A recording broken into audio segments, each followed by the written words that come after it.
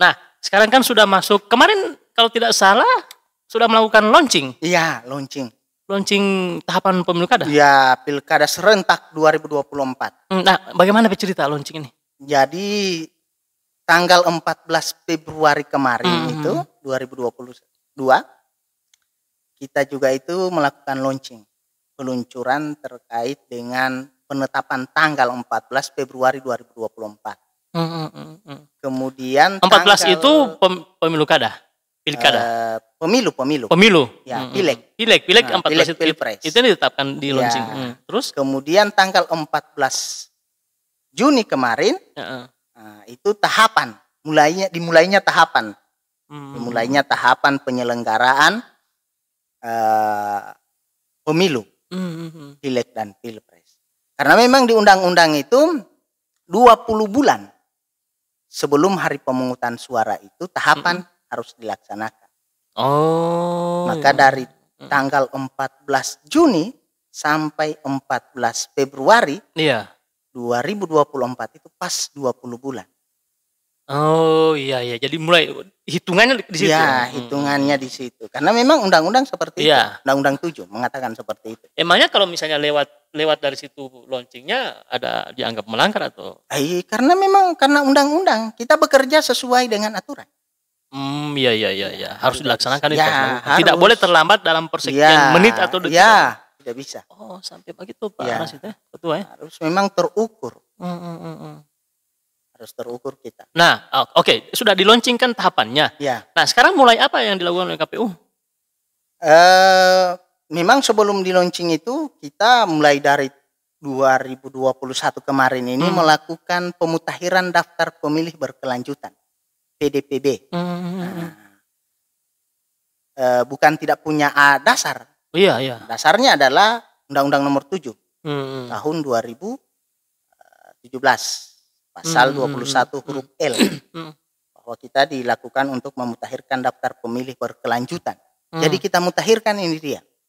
Jadi kita mutakhirkan daftar yang ada yang sebelumnya. Ya, kita mutakhirkan, ada masukan dari masyarakat, ada yang berumur 17 tahun, yang kemarin belum, yang mungkin kemarin dia belum jadi TNI atau Polri, sekarang sudah jadi TNI atau Polri, gitu. Yang kemarin belum apa misalnya yang masih sudah ada meninggal, kemarin masih yang ada, waktu hari ini dia sudah tidak ada, atau mungkin yang kemarin dia masih penduduk di sini tapi mungkin karena satu dan lain hal dia sudah menikah dengan orang yang di luar daerah sana, dia sudah pindah. Nah, itu juga yang kita harus mutakhirkan. Kecuali melarikan diri. Itu tetap masih terdaftar tetap masih terdaftar itu. Nah, ini kan pemilih pemula ini ada beberapa kategori. Jadi ada yang berumur 17 tahun. Kemudian dia sudah menikah atau pernah menikah. Menikah atau pernah? Pernah menikah. Pernah menikah baru sudah tidak. Nah, tapi dia belum berumur 17 tahun. Yang penting dia sudah pernah menikah. Sudah menikah atau pernah menikah. Ini kategorikan umur 17 tahun itu ketika misalnya dia belum menikah tapi dia sudah masuk umur 17 tahun. Kemudian ada yang belum berumur 17 tahun. Baru 16 tahun tapi sudah menikah. Dia masuk juga. Bahkan sudah pernah menikah. Ya, sudah pernah menikah. Dia masuk itu. Kemudian ada pemilih yang bermutu. Bermutu pun bagaimana? Bermuka tua maksudnya. Iya. Pak Ketua tidak usah lagi ambil wilayah-wilayah lawak. Cukup orang yang jadi pelawak saja. Begitu ya. Karena deng tiap bagi kan terbawa suasana kira-kira. Betul. Dek kopi dulu supaya kalian tidak kelihatan bermutu. Betul itu. Kan kopi ini kan menjadikan orang tidak bermutu, maksudnya bermuka tua. Bermuka tua. Tapi bobotnya ada.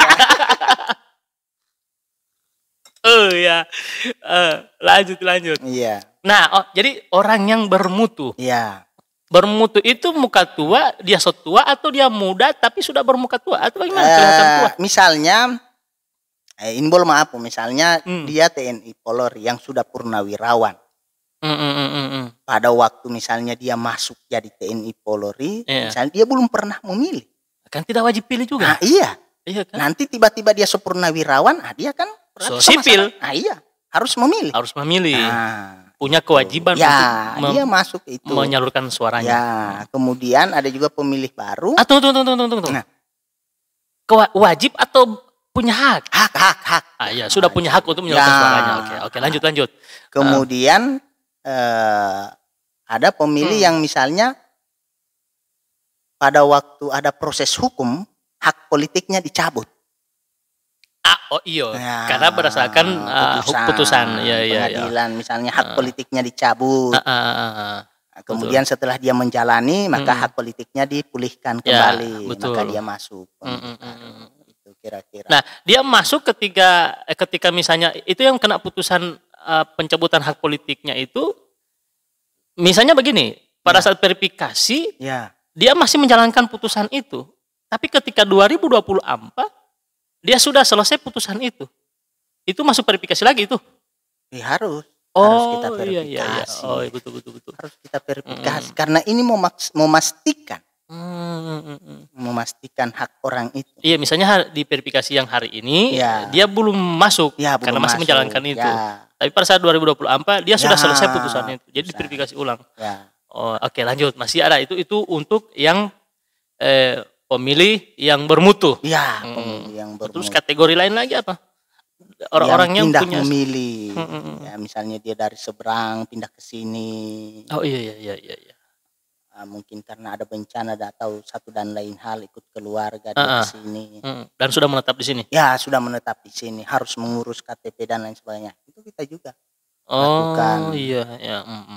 Nah, ini yang coba kita lakukan sekarang ini verifikasi. Terkait PDPB itu.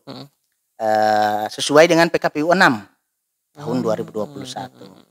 Dan kita melakukan rapat koordinasi setiap triwulan, setiap 3 bulan.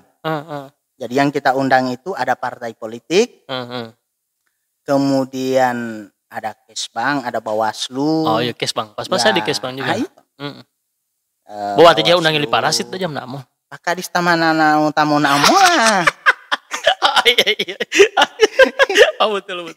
Iya. Kemudian capil kita undang. Berdasarkan catatan sipil juga kan. Karena mereka yang punya data penduduk. Betul. Nah, urusan kita kan urusan DPT, bukan urusan penduduk.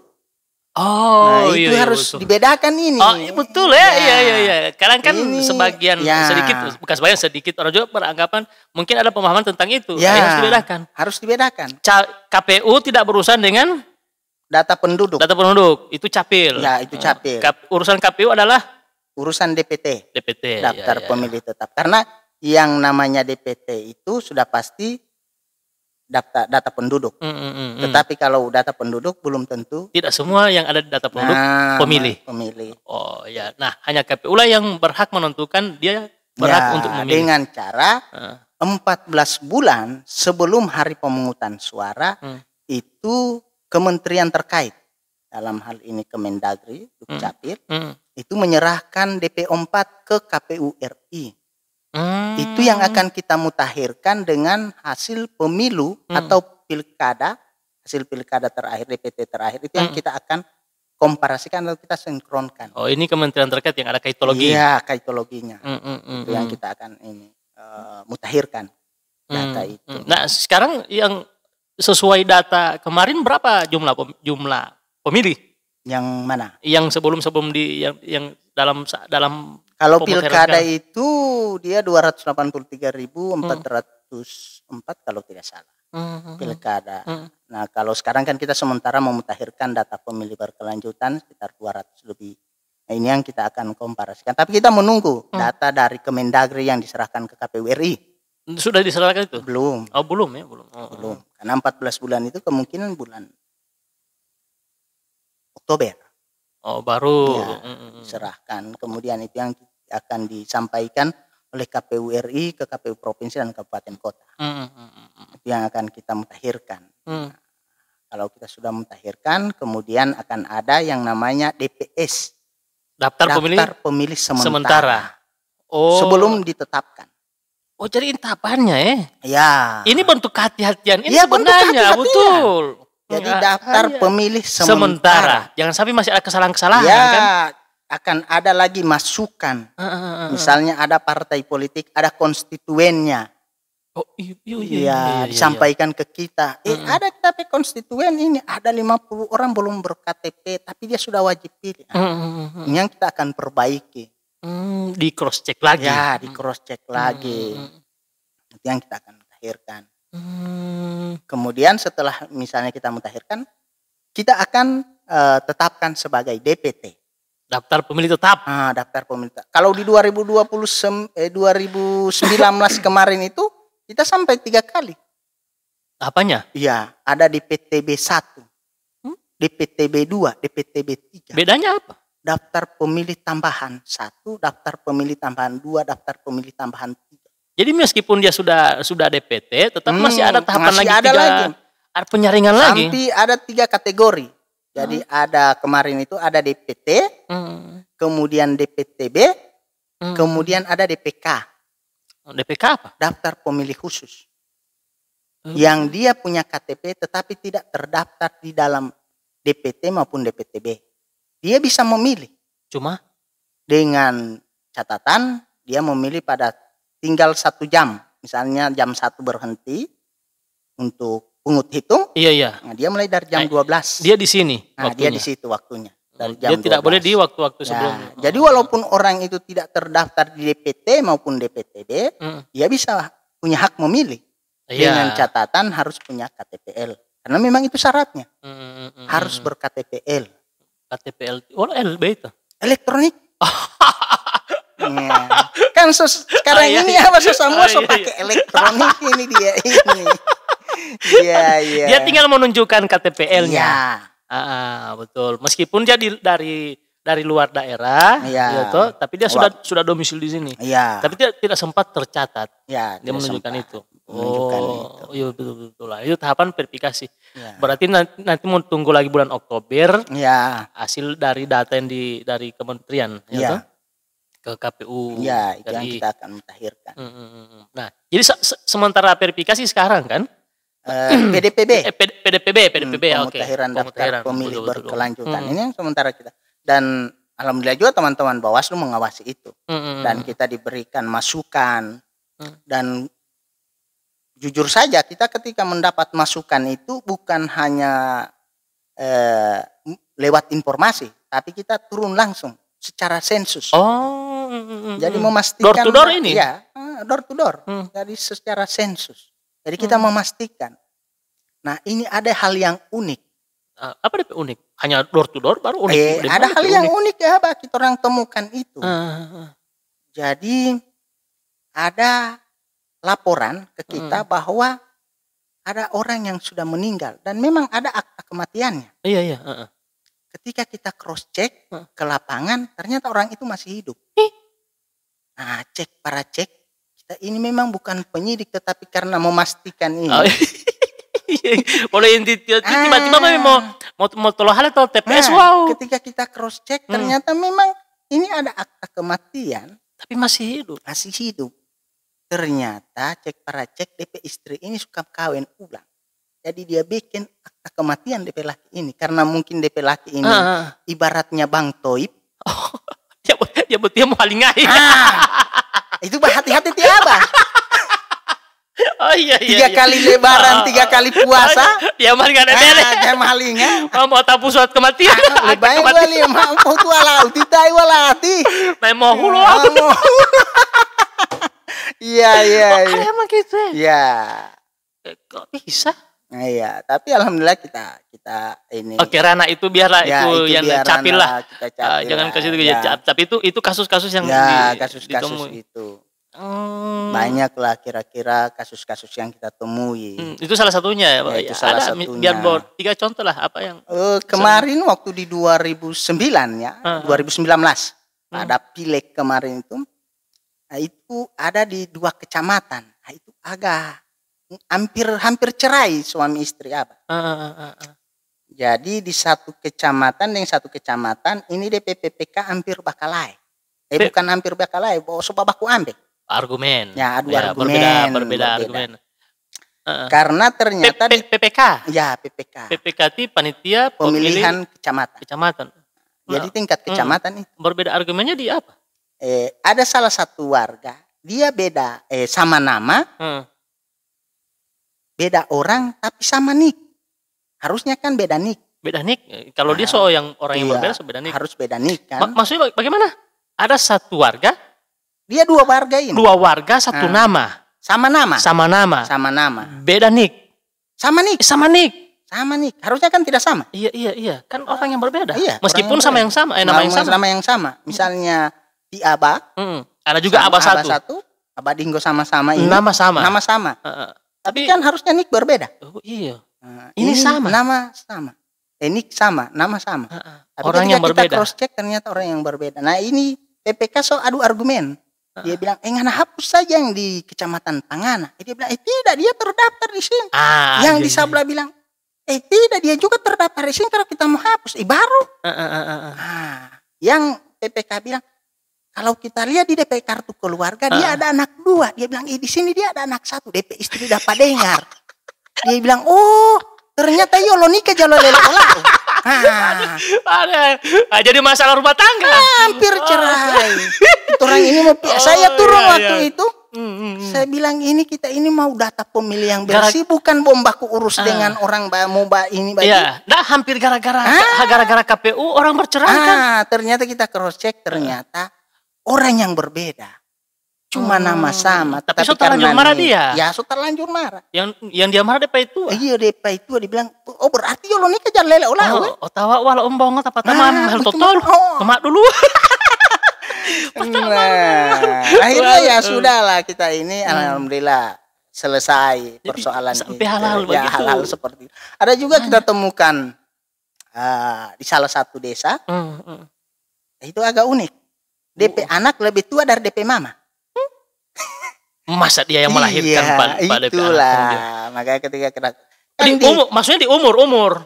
Apa yang DP tua ini? Kan di nik itu kan kelihatan di situ kan. Oh iya betul. Di nik itu juga ada tahun. Iya, tanggal, bulan dan tahun kan? Betul.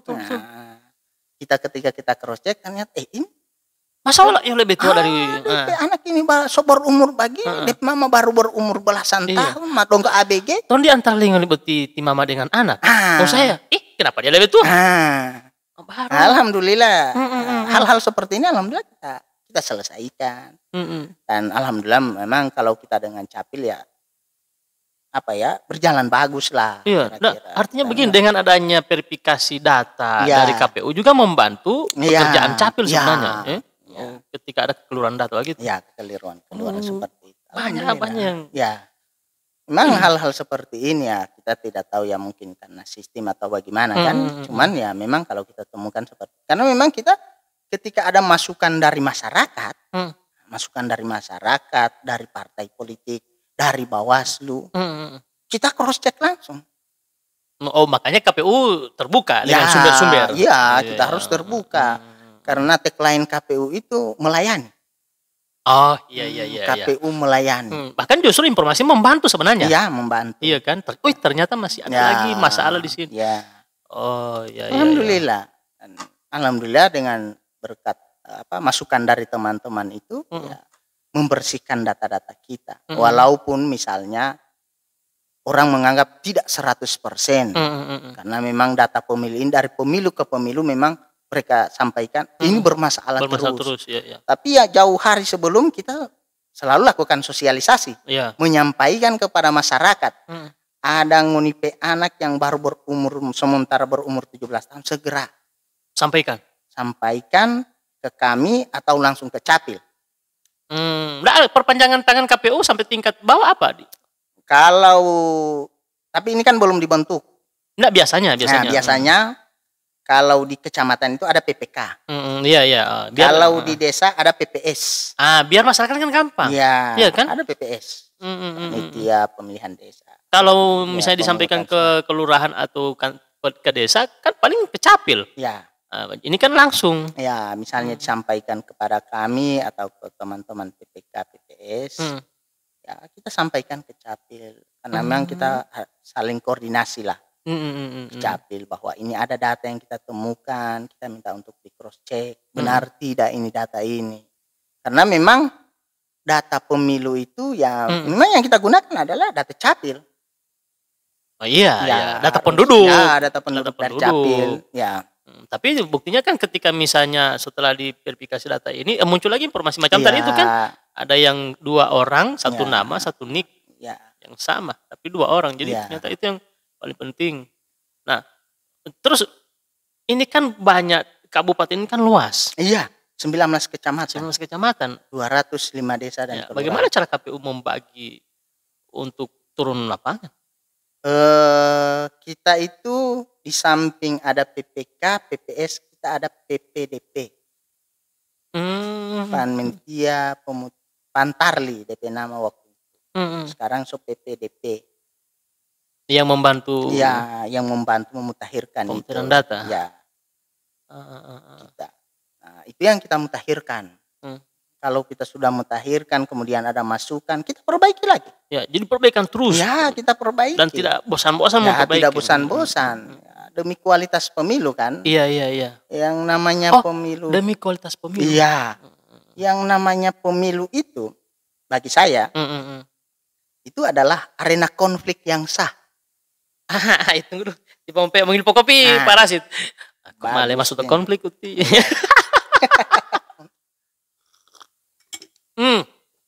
Yang namanya pemilu itu arena konflik yang sah, yang diatur berdasarkan undang-undang, baik itu mempertahankan kekuasaan atau merebut kekuasaan.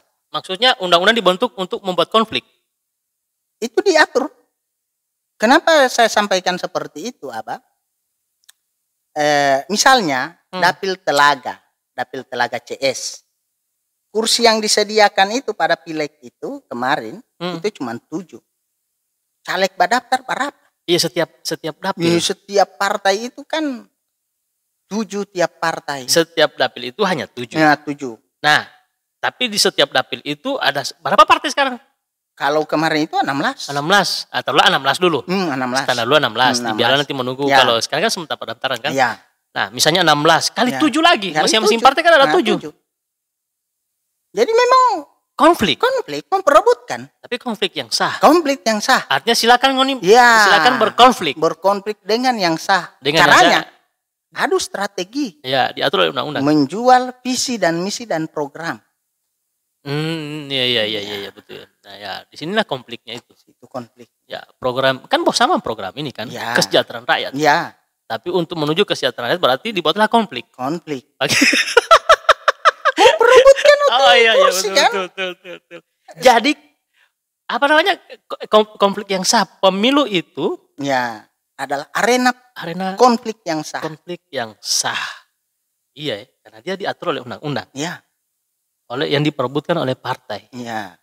Baik itu mempertahankan kekuasaan atau memperebut kekuasaan. Nah, makanya orang-orang di KPU ini orang-orang yang berenang di konflik. Iya. Di lautan konflik. Konflik yang sah yang diatur oleh undang-undang. Makanya kalau kemarin itu kan kita lakukan riset kemarin terkait pilkada kemarin. Alhamdulillah kan. Padahal kemarin itu kan di pilkada itu sementara COVID kan? Iya, betul. Semua dibatasi. Di sini Pak Rasid. Semua dibatasi, tidak boleh lebih dari 20 orang kalau melakukan secara luring. Bahkan kan pernah muncul bahwa masa dilarang begini, pilkada diizinkan, dilakukan, kan begitu. Karena memang kita sudah ada kemarin itu undang-undang terkait dengan Undang-Undang nomor 6 kemarin, nomor 2 kemarin kemudian disahkan untuk melanjutkan itu pada non bencana. Berarti kan lo bencana dan ini non bencana. Non bencana. Ini COVID ini. Alhamdulillah kemarin semua dibatasi. Tapi dengan cara seperti itu kami kemarin itu gimana? Seolah-olah was-was. Nah, was-wasnya di mana? Mana tidak tingkat partisipasi masyarakat. Betul, karena dibatasi kan? Iya, karena dibatasi. Jangan sampai berkerumun. Betul. Sementara yang diinginkan oleh panitia pemilihan ada kenaikan partisipasi masyarakat menyalurkan hak suaranya. Semua dibatasi. Paling banyak kan sampai kemarin itu tidak ada rapat umum. Wan Maidelo Wolaboti monologis. Iya. Yang biasa mengundang kampanye monologis, artis, betul. Kan, undang artis dan lain-lain. Itu kan ditiadakan kemarin. Iya. Akhirnya kemarin semua dibatasi. Tapi alhamdulillah kemarin malah partisipasinya meningkat. Oh, ternyata dengan adanya pembatasan malah justru terjadi kesadaran masyarakat dalam berpartisipasi di pemilu. Meningkat. Kemarin di 2015 itu, pilkada 2015 itu hanya 77%. Di pilkada 2020 kemarin itu 81%. Jadi bukan cuma sebelumnya berapa persen? 77% pada pilkada 2015. Iya. Di 2020 81%. Jadi kenaikan 11% berarti. Ya, jadi kemarin itu kita bukan hanya mencapai, tapi malah melampaui. Iya. Ya, melampaui target itu.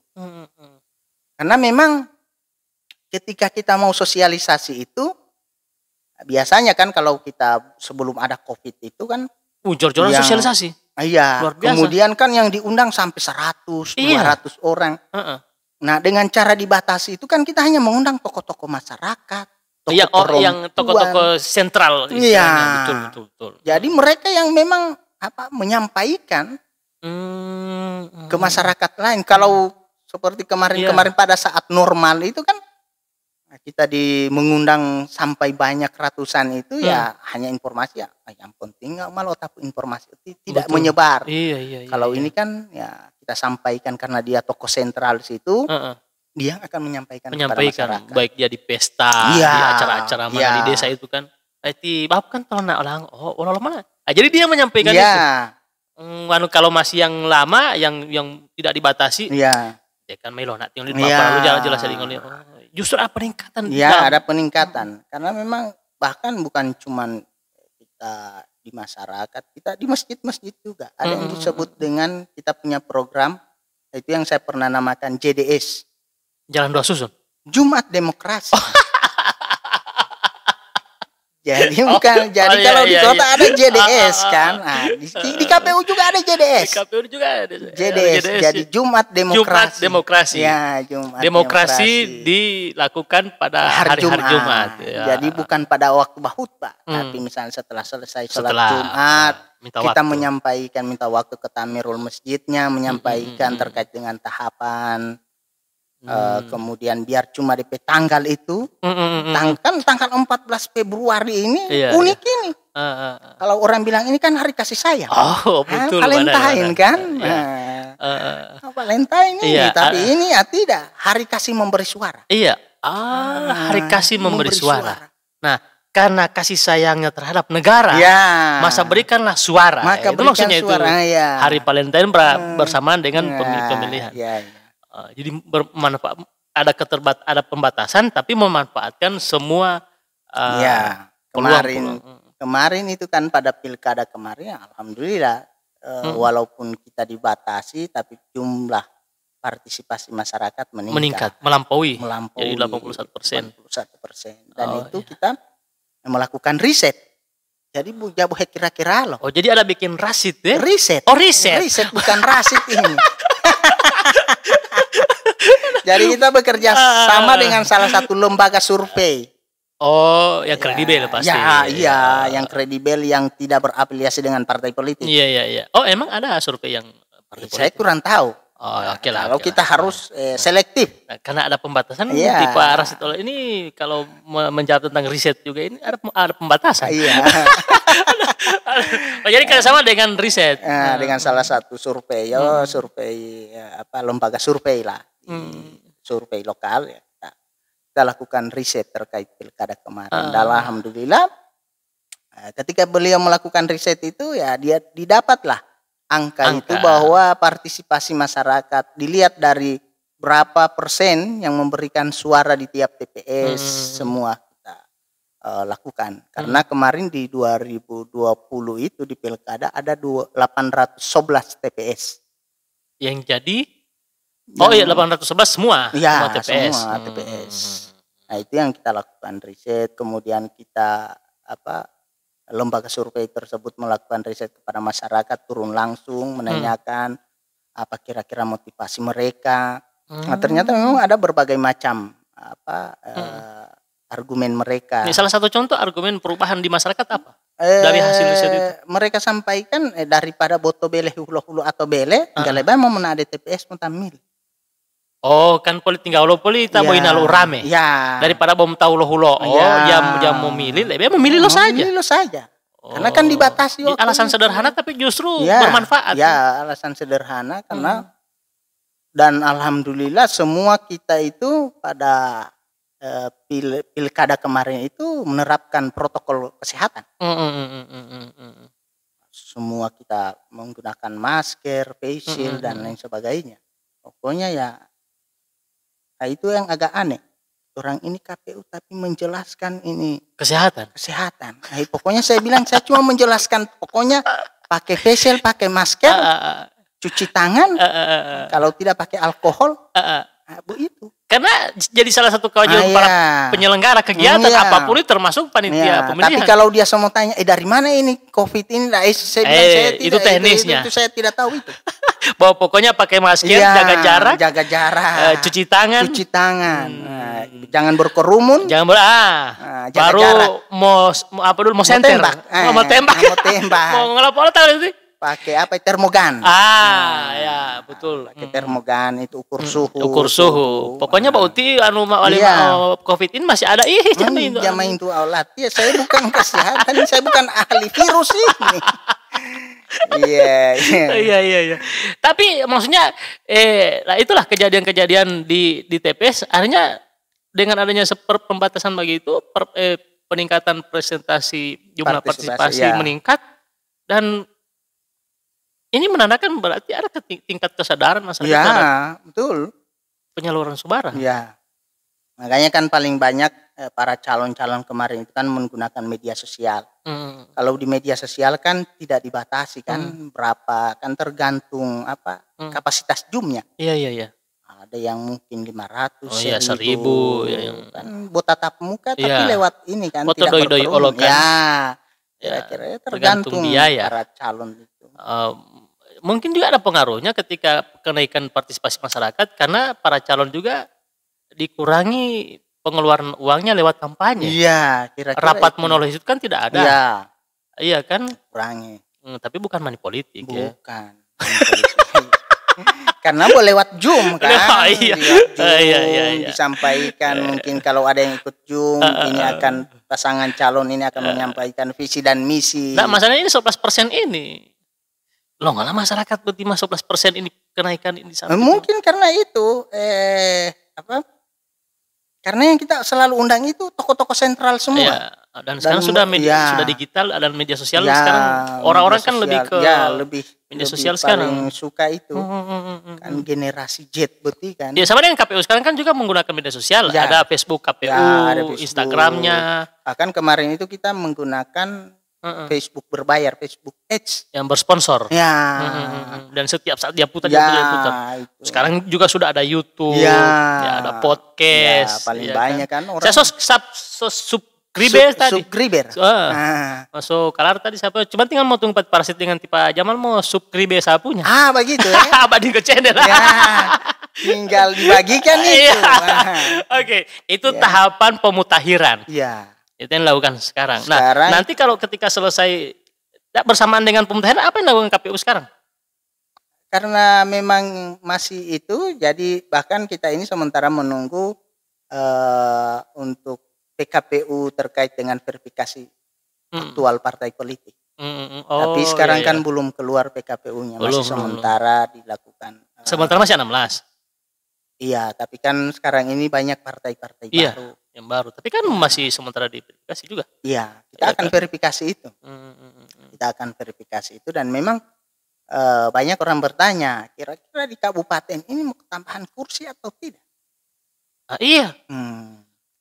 Nah, itu tergantung jumlah penduduk. Sekarang 35. Iya kan? Tergantung jumlah penduduk. Nah, kalau sekarang masih kalau kemarin itu ya informasi yang kita dapat itu sekitar 405 Jumlah penduduk. Kabupaten Gorontalo. Bukan pemilihnya, jumlah penduduk. Jumlah penduduk.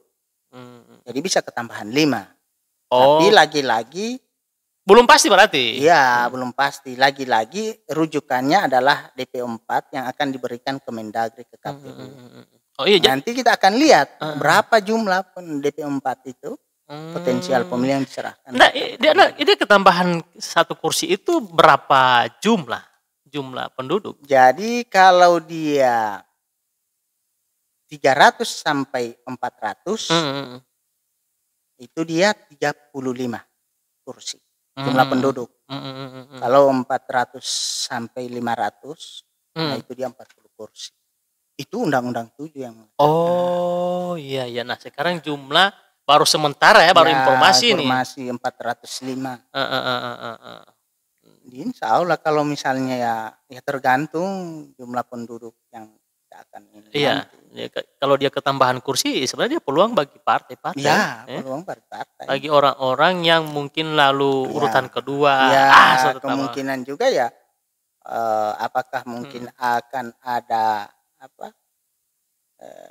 perubahan dapil atau bagaimana nanti kita tunggu. Nah, ketambahan penduduk maupun ketambahan kursi itu tidak berlaku untuk semua dapil. Kalau misalnya hanya 1 dapil yang bertambah. Atau keseluruhan, dia hitung keseluruhan. Misalnya, contoh misalnya cuma Telaga. Tadinya jumlah penduduk. Iya, jumlah penduduk dan dia memenuhi kursi 7. 7. Nah, ternyata bertambah untuk Telaga CS misalnya. Nah, justru yang lain tetap DP jumlah. Ketambahan 5 di sini tidak bisa. Jadi dia akumulasi rata, Iya, dibagi rata. Jadi meskipun dia ketambahan di 1 dapil, dia bisa dirasakan oleh dapil yang lain. Ketambahan 5 kursi itu ya dibagi. Kan ini kan 5 dapil kita ini. Iya. Tapi kan misalnya cuma 1 dapil yang penyumbangnya. Tapi tidak bisa tetap. Kan ini dia bicara penduduk. Dihitung akumulasi. Bicara penduduk kabupaten ini. Betul, bukan dihitung per dapilnya. Bukan per nanti dapilnya. Itu baru dibagi ke. Ya, betul. Jadi itu DP mekanisme. Ya. Saya kira tinggal bompok data Telaga CS. Berarti mah Pak Hutoloan itu 2 anak cukup. Banyak anak silakan. Tapi menjelang pemilihan. Iya.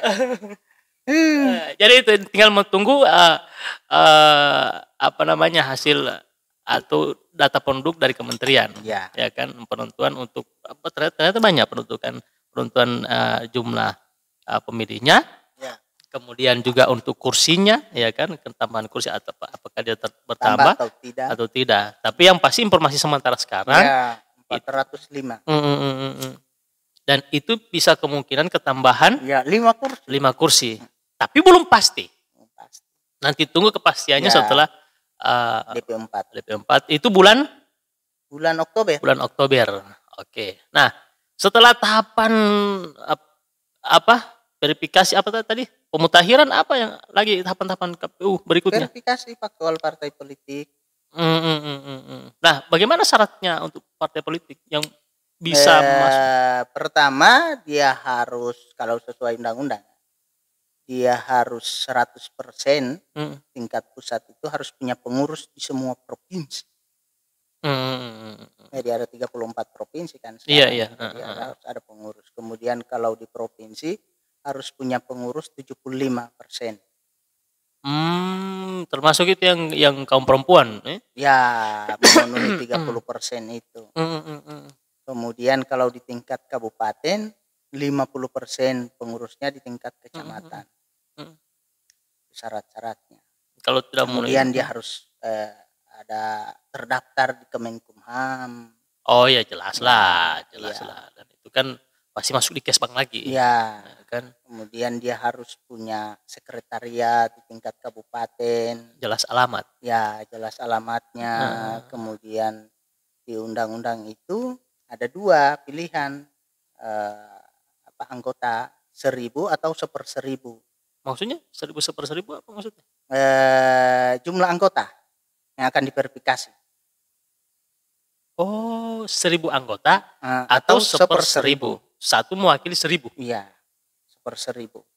Jadi kalau dia jumlah penduduknya 1/1000 itu satu mewakili 1000 atau bagaimana? Kalau misalnya penduduknya misalnya 400, maka 1/1000 dari 400 berapa? 400.000 dari ya, 400.000. Ya, berapa?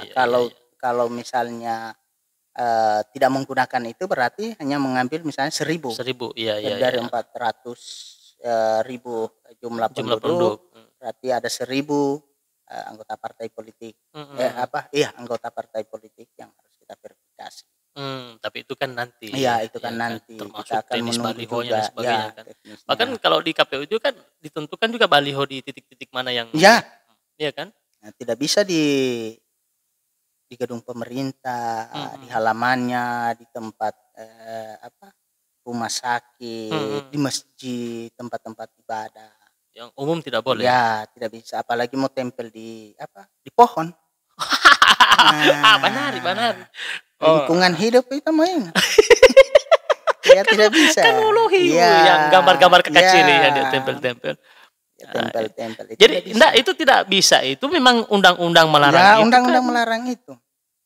Tidak bisa. Jadi memang ada tempat-tempat yang memang sudah disediakan ruang-ruang. Tapi KPU tidak ada wewenang untuk mengeluarkan itu, tidak? Tidak. Itu wewenang Bawaslu. Itu Bawaslu yang akan menegur itu. Tapi yang jelas tidak bisa di tempat-tempat seperti itu. Di gedung pemerintah maupun di halaman atau mungkin tempat ibadah, tempat pendidikan. Cuman tempat-tempat ini KPU yang menentukan. Iya, ketentukan. Soal pelanggarannya itu nanti Bawaslu. Karena mereka yang mengawasi kan. Iya. Nah, apa kendala-kendala yang selama ini dialami oleh KPU pada saat melakukan, mulai dari verifikasi, dari pemutahiran sampai biasanya yang kita alami itu anggota yang ganda. Macam yang tadi. Ya, misalnya dia ada namanya ada di partai sini, dia juga ada namanya di partai sana. Belum keluar. Ya, misalnya dualisme keanggotaan. Masih banyak yang terjadi begitu? Ada. Jadi ini yang kita verifikasi. Verifikasi. Jadi ada verifikasi faktual dan ada klarifikasi faktual. Jadi kita klarifikasi kepada orang tersebut memilih tonton nanti partai itu atau partai itu. Harus menentukan. Jamali tangka-tangka. Itu kalau anggota partai. Ya. Tidak bisa tangka-tangka. Dia harus memilih salah satu. Ya, kalau yang di masyarakat macam yang tadi yang masyarakat sipil. Ya. Nah,